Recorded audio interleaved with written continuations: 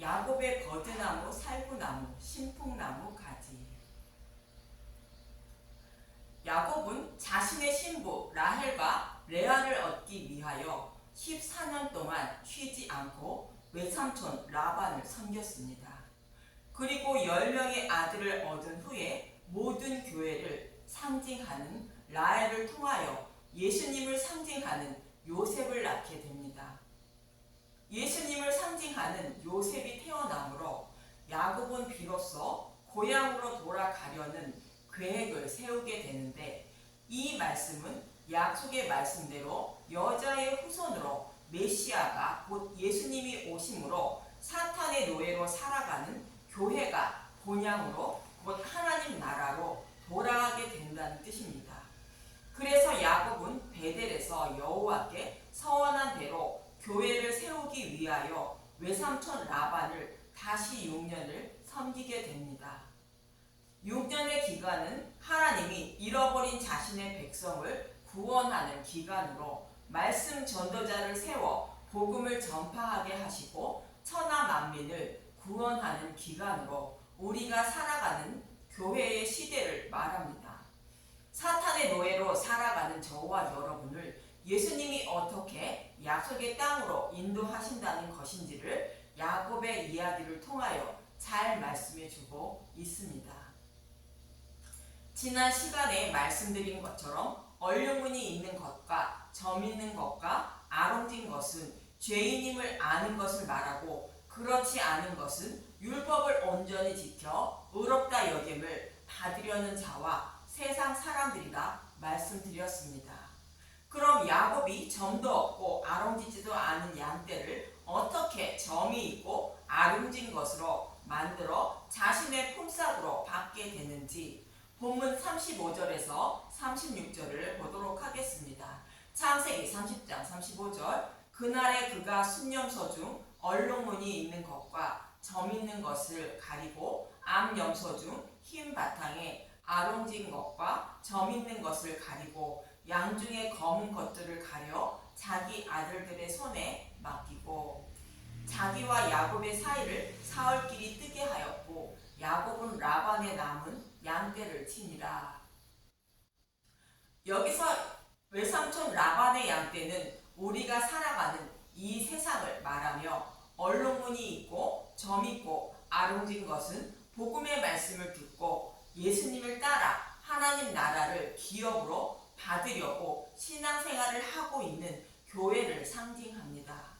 그리고 사흘길은 예수님의 죽으심과 부활을 상징하는 단어입니다. 그래서 자기와 야곱의 사이를 사흘길이 뜨게 했다는 것은 복음의 말씀을 듣고 하나님 나라를 기업으로 받으려고 신앙생활을 하고 있는 저와 여러분의 모습을 말하는 것으로, 세상 사람들과 달리 예수님의 신부가 되려고 신앙생활을 하고 있는 구별된 교회의 모습을 말합니다.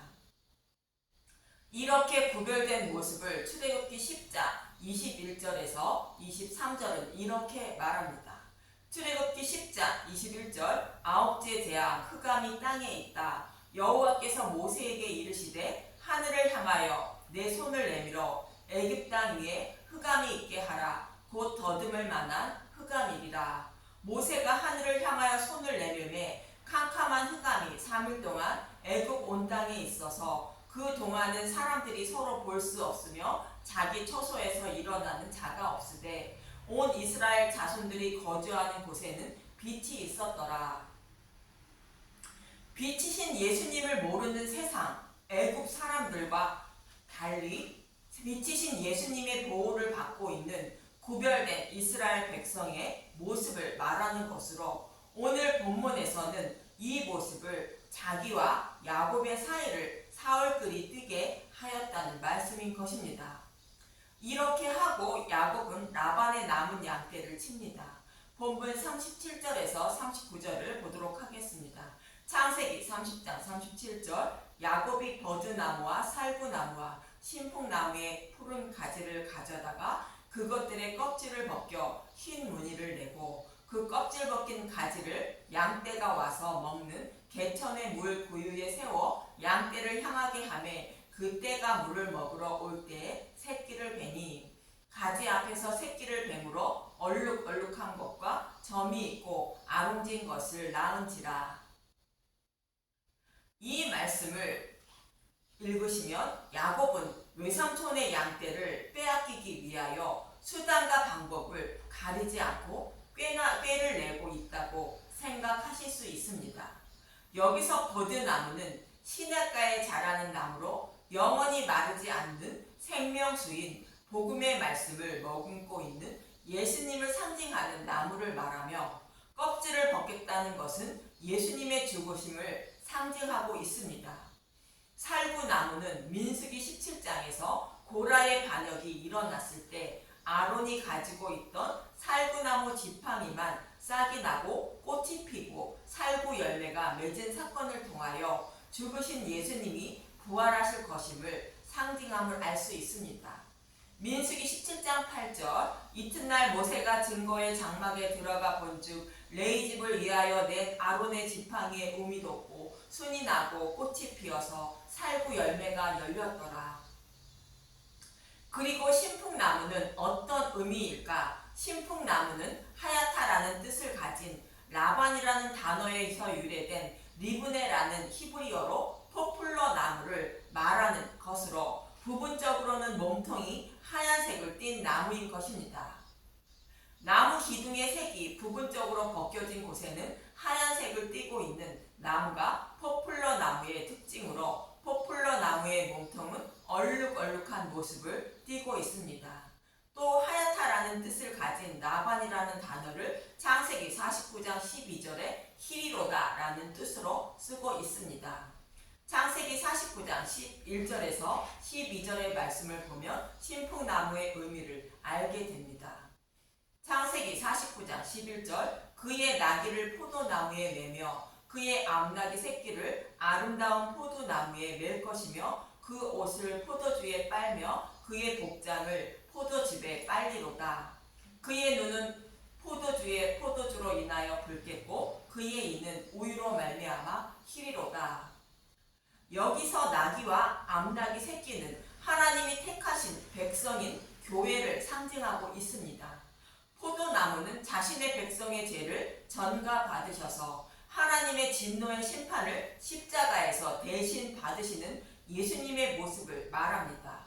그리고 포도주는 예수님이 십자가에서 진노의 심판을 받으시며 많은 피를 흘리시며 죽으시는 모습을 그리고 있는 것입니다.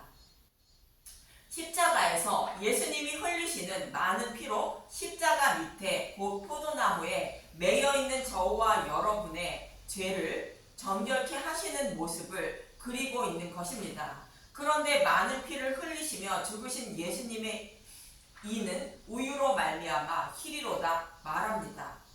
십자가에 달려 죽으신 예수님의 이가 우유로 말미암아 희다는 것은 영적으로 어린 자신의 백성에게 생명의 양식인 우유를 곧 복음의 말씀을 먹이시는 모습을 그리고 있는 것으로 십자가에서 흘리시는 많은 피로 자신의 백성을 정결하게 하신 것은 예수님이 먹여주시는 생명의 양식을 먹어야 정결하게 된다는 의미인 것입니다.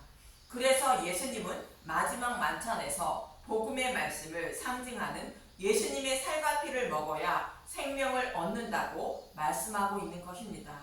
이처럼 신풍나무는 창세기 49장 11절에서 12절의 말씀과 같이 예수님이 저와 여러분의 죄로 인하여 십자가에서 많은 고난과 고통을 받으셔서 피범벅이 되어 죽으셨지만 영적으로 어린 저와 여러분에게 생명의 양식인 젖을 곧 복음의 말씀을 먹이시기 위하여 죽으시는 예수님의 모습을 신풍나무의 모습을 통하여 표현하고 있는 것입니다.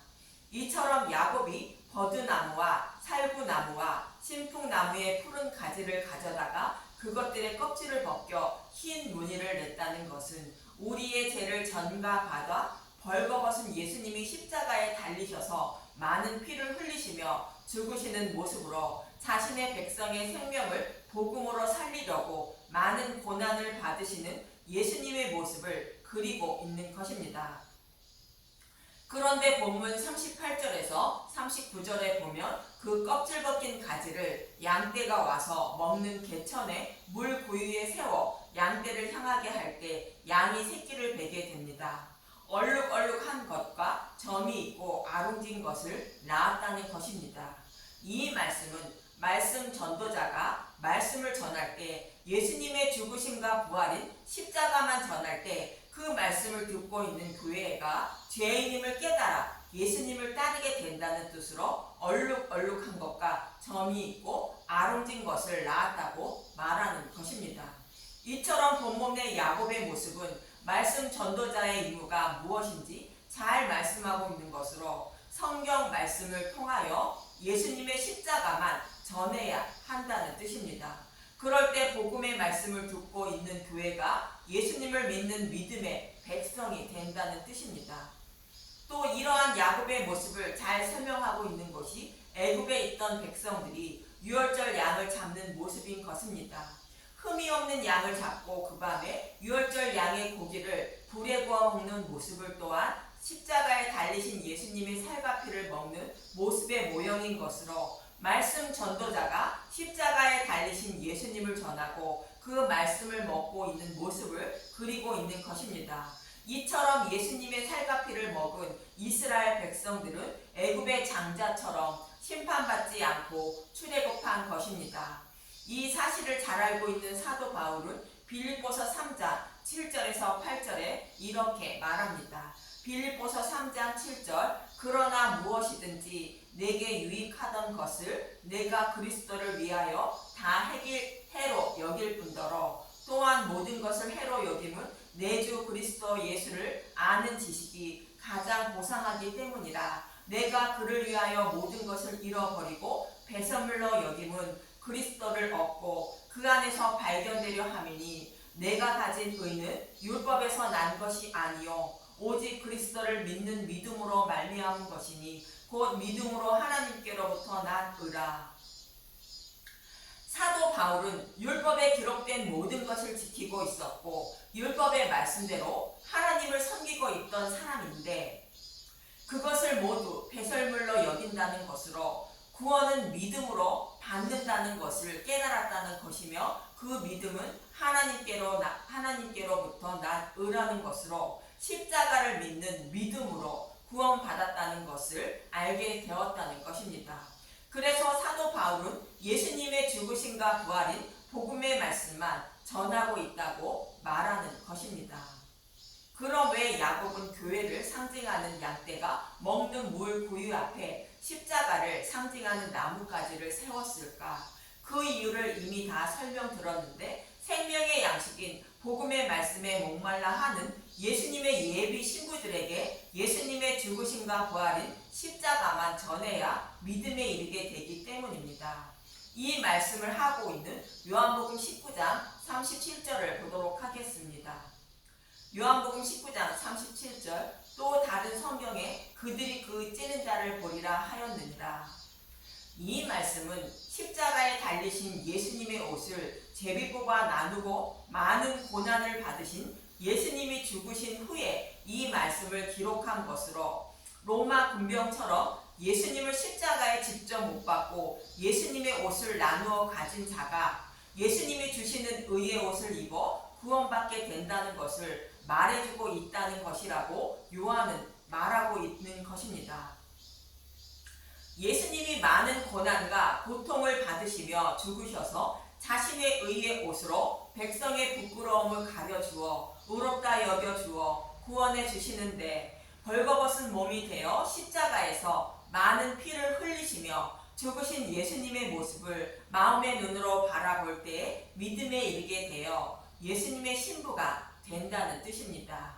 이 말씀이 구약 성경에 기록되어 있다는 뜻인데 스가랴 12장 10절에서 14절을 보도록 하겠습니다. 스가랴 12장 10절 내가 다윗의 집과 예루살렘 주민에게 은총과 간구하는 심령을 부어주리니 그들이 그 찌른 바 그를 바라보고 그를 위하여 애통하기를 독자를 위하여 애통하듯 하며 그를 위하여 통곡하기를 장자를 위하여 통곡하듯 하리로다. 십자가에 달려 죽으신 예수님을 바라보고 자신이 낳은 아들을 잃은 부모의 마음처럼 애통하고 통곡하는 마음을 하나님이 부어주신다는 것입니다. 즉 말씀 전도자가 전하는 십자가의 복음의 말씀을 들을 때 마음의 눈으로 십자가를 바라보게 되고 통곡하고 애통하는 마음이 들게 된다는 것인데, 이는 성령님이 죄인임을 깨달아 믿게 하시는 모습을 그리고 있는 것입니다. 이 모습은 마치 요시야 왕이 활에 맞아 죽자 온 유다와 이스라엘 백성이 슬퍼하고 통곡하는 것과 같이 슬퍼하고 통곡하게 된다고 11절은 말합니다. 스가랴 12장 11절 그날에 예루살렘에 큰 애통이 있으리니 무기또 골짜기 하다 드울림 문에 있던 애통과 같을 것이라. 이 말씀을 잘 그리고 있는 역대하 35장 22절에서 25절을 보면, 역대하 35장 22절 요시야가 몸을 돌이켜 떠나기를 싫어하고 오히려 변장하고 그와 싸우자 하여 하나님의 입에서 나온 느보의 말을 듣지 아니하고 무기또 골짜기에 이르러 싸울 때에 활 쏘는 자가 요시야 왕을 쏜지라. 왕이 그의 신하들에게 이르되 내가 중상을 입었으니 나를 도와 나가게 하라. 그 부하들이 그를 병거에서 내리게 하고 그의 병거에 태워 예루살렘에 이른 후에 그가 죽으니 그의 조상들의 묘실에 장사되니라. 온 유다와 예루살렘 사람들이 요시야를 슬퍼하고. 역대하 35장 25절 예레미야가 그를 위하여 애가를 지었으며 모든 노래하는 남자들과 여자들을 요시야를 슬피 노래하니 이스라엘의 규례가 되어 오늘까지 이르렀으며 그 가사는 애가 중에 기록되었더라. 이 모습과 같이 애통하고 통곡하게 된다는 것입니다. 그런데 이렇게 십자가를 바라보 애통하고 통곡하는 것은 각자라는 것입니다. 스가랴 12장 12절 온 땅 각 족속이 따로 애통하되 다윗의 족속이 따로 하고 그의 아내들이 따로 하며 나단의 족속이 따로 하고 그들의 아내들이 따로 하며 레위 족속이 따로 하고 그들의 아내들이 따로 하며 시므이 족속이 따로 하고 그들의 아내들이 따로 하며 모든 남은 족속도 각기 따로 하고 그들의 아내들이 따로 하리라. 동일한 십자가 복음의 말씀을 듣더라도 애통하고 통곡하는 마음이 드는 것은 각자 따로라는 것으로 구원은 각자임을 말합니다. 동일한 말씀을 듣더라도 성령이 임한 사람만 자신의 손으로 예수님을 십자가에 못 박은 죄인임을 깨달아 믿게 되어 구원을 받게 된다는 것입니다. 그래서 야곱은 십자가에 달려 죽으시고 부활하신 예수님을 상징하는 버드나무와 살구나무와 신풍나무의 푸른 가지를 가져다가 그것들의 껍질을 벗겨 흰 무늬를 내고 양떼가 와서 먹는 개천의 물 구유에 세워 양떼를 향하게 한 것입니다. 이렇게 해서 야곱은 얼룩얼룩한 것과 점이 있고 아롱진 것을 낙해한 것으로 지금의 교회의 모습을 그리고 있는 것입니다. 그런데 이러한 양떼를 얻은 것은 여호와 하나님이 주신 것이라고 창세기 31장 8절에서 10절은 말합니다. 창세기 31장 8절 그가 이르기를 점 있는 것이 내 싹이 되리라 하면 온 양떼가 나은 것이 점 있는 것이요 또 얼룩무늬 있는 것이 내 싹이 되리라 하면 온 양떼가 나은 것이 얼룩무늬 있는 것이니 하나님이 이같이 그대들의 아버지의 가축을 빼앗아 내게 주셨느니라. 그 양떼가 새끼 뵐 때에 내가 꿈에 눈을 들어보니 양떼를 탄 순양은 다 얼룩무늬 있는 것과 점 있는 것과 아롱진 것이었더라.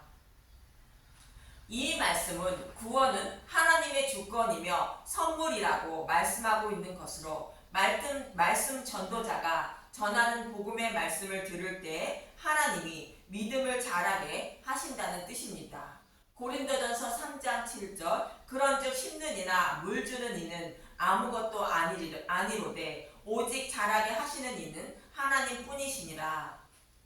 그래서 저와 여러분이 믿음에 이르게 되어 구원을 받게 된다고 말씀하고 있는 것입니다. 이처럼 하나님은 말씀 전도자와 목회자의 사명이 무엇인지 야곱의 모습을 통하여 잘 말해주고 있는 것이며, 본문의 야곱의 모습은 예수님이 말씀 전도자를 통하여 어떻게 자신의 백성을 어떻게 구원하실 것인지를 말해주고 있는 것으로 지금의 교회의 모습을 잘 그려주고 있습니다. 이처럼 라헬을 통하여 요셉이 태어나고 야곱의 양떼를 부르는 모습을 그리고 있는 것으로 약속하신 말씀대로 여자의 후손으로 예수님이 오셔서 죽으시고 부활하신 후에 복음의 시대에 일어날 일들을 야곱의 모습을 통하여 말씀하고 있는 것입니다. 여러분도 복음의 말씀을 들을 때, 교회를 나올 때 영적인 양식에 목말라 하는 마음으로 오셔서 말씀 전도자가 전하는 십자가 복음의 말씀을 통하여 십자가에 달리신 예수님을 마음의 눈으로 바라보시고, 장남을 잃은 부모의 마음처럼 애통하고 통곡하는 마음을 선물로 받으셔서 이 방송을 듣는 모든 분들이 예수님의 신부가 되는 은혜가 임하길 간절히 소망하며 기도합니다. 감사합니다.